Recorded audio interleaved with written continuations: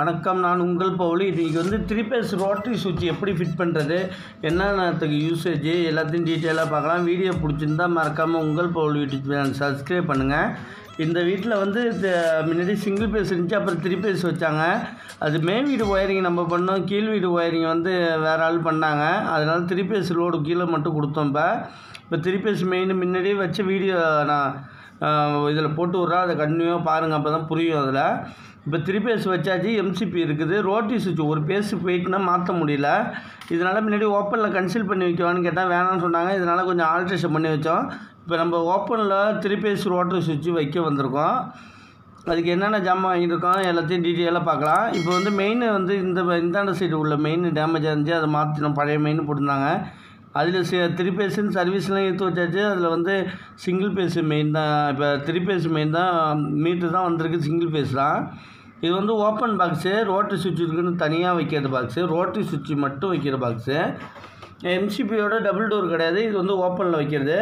நம்ம volt indicator வாங்கிட்டால் அதில் volt என்னென்ன வருதுன்னு ஃபுல்லாகவே காட்டிடும். ஃபுல்லாக டீட்டெயிலாக கட்டுறோம். அதில் RYBன்னு வாங்கியிருக்கோம் கலர் வைஸாக. ஃபைப்ரோஸில் வந்து 40 ஆம்ஸ் ரோட்டரி சுவிட்ச் வாங்கியிருக்கோம். இது விலை ஒரு 850 ரூபா அந்த ரேஞ்சு போல் வரும். ஃபைப்ரோஸில் வாங்கியிருக்கோம்.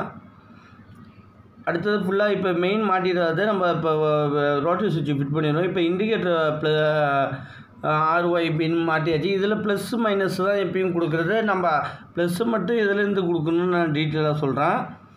இதில் வந்து ரோட்டரி சுவிட்ச் வந்து எப்படி கட்டுறதுன்னு ஃபுல்லாக பார்த்துப்போம். இதில் டாப்பு போட்டிருக்கோம், சில கம்பெனியில் போட்டிருக்கோம், சில கம்பெனி போடாது. இதில் வந்து ஃபைப்ரோஸுன்னு போடாத டாப்புன்னு நம்ம எடுத்துப்போம். ஏன்னா டாப்பு பாட்டம் மாறிஞ்சுன்னா நம்ம ஆஃப் பண்ணுறது அந்த பட்டனுக்கு ஏற்ற மாதிரி டிஸ்பிளே தெரியுது, அந்த பட்டனு உங்களுக்கு தெரியாது. அதனால தான் சொல்கிறேன். இதில் டாப்பு பாட்டம் எதுவுமே போடல. ஃபுல்லாக நம்ம வந்து ஃபைப்ரோஸுன்னு மேலே டாப்பு போட்டிருக்க அதை எடுத்துப்போம். நம்ம இப்போ பார்த்தீங்கன்னா A1 A2 A3ன்னு பாருங்கள், அது 3 பேஸ் லூப் பண்ணி எடுத்துக்க வேண்டியதான். நம்ம அடிஷ்னலாக 1 அந்த மாதிரி போட்டிருக்கு பாருங்கள், அதை மட்டும் நம்ம என்ன பண்ணால் லோடுக்கு கொடுத்துக்க வேண்டியதான். அவ்வளோதான். மற்றபடி ஈஸியான மெத்தட் தான். 3 பேஸ் ரோட்டரி சுவிட்ச் குழப்பத்தில் நிறைய பேர் டவுட்டில் கிளியர் பண்ணுங்க சொல்லிட்டு இருந்தாங்க. ஃபுல்லாக இது பார்த்துப்போம். இது வந்து ஒரு பேஸு கட்டானால் இன்னொரு பேஸ் யூஸ் பண்ணுறது, ஒரு பேஸு லோ வோல்டேஜ் ஆனிச்சா இன்னொரு பேஸு சேஞ்ச் பண்ணுறதுக்கு ஃபஸ்ட்டு உள்ளார உள்ள பிளேட்டை வந்து இதேமாரி போட்டுப்போம். ஃபுல்லாக ஸ்க்ரூ வச்சு போட்டுப்போம். ஃபுல்லாக வச்சு நெட்டு வச்சு போட்டுட்டு லாக் பண்ணிக்க வேண்டியதான். ஃபுல்லாக நெட்டு வச்சு போட்டுட்டு லாக் பண்ணிட்டு நம்ம வந்து டாப்பில் வந்து வர மாரி லூப்பிங் பண்ணுற மாரி ஈஸியாக போட்டுப்போம். இப்போ இதுக்கு மேலே வந்து நம்ம என்னத்தை வைக்கிறது பார்ப்போம். கொஞ்சம் டிசைனாக இருக்கும் அந்த பிளேட்டு, PVC பிளேட்டு. அது வந்து ஸ்க்ரூவை மறைக்கிறதுக்காக அந்த பிளேட்டு சும்மா அந்த பேலன்ஸுக்காக போட்டுப்போம். அடுத்து கிளாஸில் நம்பர்ஸ் இருக்குமே, அதோடு சேர்த்து போட்டுப்போம். 1 2 3 40 ஆம்ஸ் அந்த டீட்டெயில் போட்டிருக்கு. அதில் வந்து போட்டு இந்த காடி அதில் உட்கார்ற மாரி அழகாக லாக் பண்ணிட்டோன்னா ஈஸியாக லாக் ஆகிடும். மேலே வந்து ஹேண்டில் இருக்குது பாருங்கள். ஹேண்டிலுக்கு வந்து ஒரு சைடு ஃபுல்லாக எடுத்துருக்காங்க பாருங்கள், டேப்பராக எடுத்துருக்காங்க பாருங்கள். அது உள்ளார அப்படியே வச்சுட்டு ஃபுல்லாக லாக் பண்ணிட்டோன்னா ஃபுல்லாகவே லாக் ஆகிடும். இதில் டாப்பில் உள்ள ஸ்க்ரூவை டைட் வச்சுட்டோன்னா நம்ம பர்ஃபெக்டாக ஃபிட் ஆகிடும். இப்போ உங்களுக்கு லூஸ் கான்டாக்ட் எதுவுமே இருக்காது. இது வந்து ரோட்டரி சுவிட்சு ஃபிட் பண்ணுறது. இப்போ 3 ரோட்டரி சுவிட்சு ஃபிட் பண்ணியாச்சு. இதில் வந்து ரோட்டரி சுவிட்சு ஃபுல்லாக ஃபிட் ஆச்சு. நம்ம இப்போ ஒயரிங் டீட்டெயிலாக பார்ப்போம்.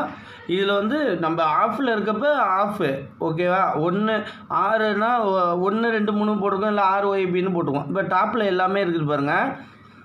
எல்லாம் இப்போ லூப் பண்ணிவிட்டு ஒன்று ஒன்றா வருவோம். நம்ம வந்து 3 பேஸையும் ஃபஸ்ட்டு லூப் பண்ணி காட்டுறோம் உங்களுக்கு ஃபுல்லாக.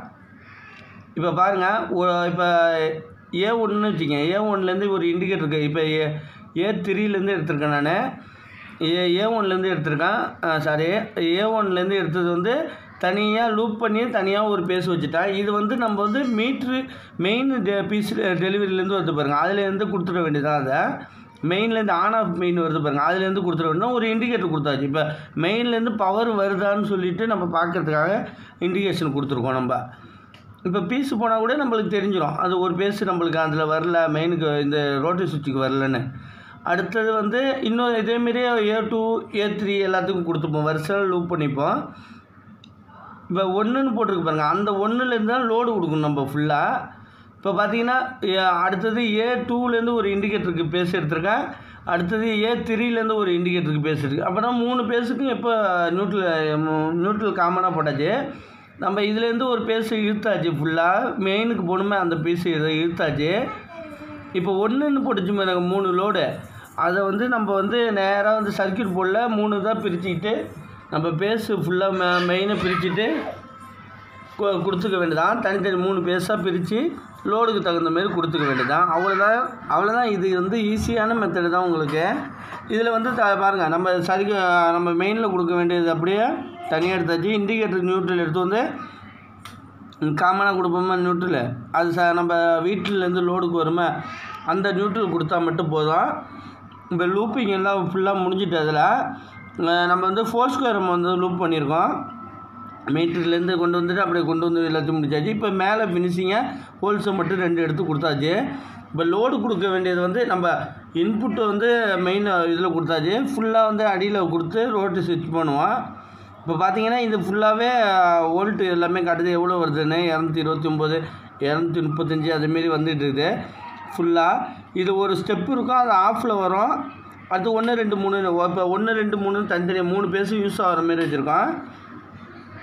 நம்ம எல்லாமே இப்போ இந்த லோடு பார்த்தீங்கன்னு வச்சுக்கோங்க, எந்த பேஸ் எடுத்தாலும் எல்லா லோடுலேயும் மாறும் உங்களுக்கு. இப்போ ஒரு பீஸை பிடுங்கணுன்னு வச்சுக்கோங்க, ஃபுல்லாக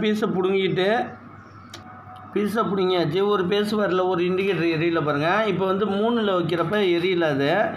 இப்போ வந்து அதில் 2ல் மாற்றினா நம்ம லோடு கிடச்சிடும் நம்மளுக்கு. அது 1ல் மாற்றினா லோடு கிடைக்கும். இப்போ ஆஃபில் வச்சா ஆஃப் தான். அதேமாரி 3 இருக்குது பாருங்கள், 3ல் வச்சா கிடைக்காது. பவர் வந்துச்சுன்னா வந்துடும். இண்டிகேஷன் இருந்துச்சுன்னா நீங்கள் மாற்றிக்கலாம் நீங்கள். மற்றபடி பீஸை போட்டுட்டிங்கன்னா ஃபுல்லாக இண்டிகேட்டர் பவர் வந்துடும். பவர் வரதுக்காக, பவர் கட் ஆஃப் ஆகிறது உங்களுக்கு டீட்டெயிலாக தெரியறதுக்காக பீஸை பிடிங்க காட்டணும் உங்களுக்கு.